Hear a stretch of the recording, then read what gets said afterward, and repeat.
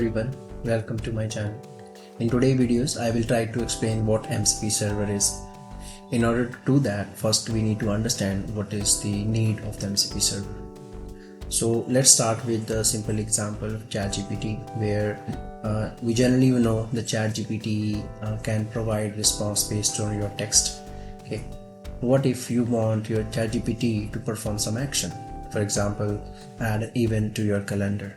Okay, or perform other action like post a message on your Facebook account. In order to do those action, your LLM should have additional capabilities to do those action. Okay, those functionality can be exposed as a tool to the LLM. The problem is that every provider write those tools in their own specification, and they have their own standard way to call those functionality.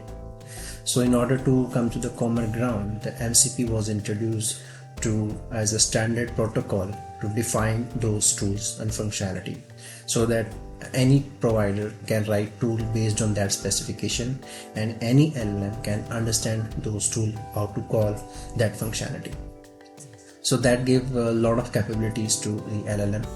Now a lot of providers like Google, Facebook already created their MCP servers, exposed those functionality through the MCP, and now all we need to do is just configure our LLM like ChatGPT to connect to those MCP server, and now your LLM after configuration, your LLM can perform all the tools, all the actions that are provided inside the MCP.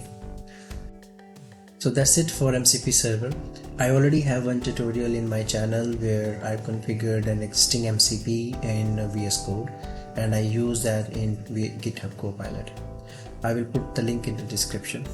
And in the next video, I'm gonna create an MCP server from scratch and configure to run in Cloud Desktop. Hope you will like that video. Thank you very much for watching, and please subscribe for more videos. Thank you.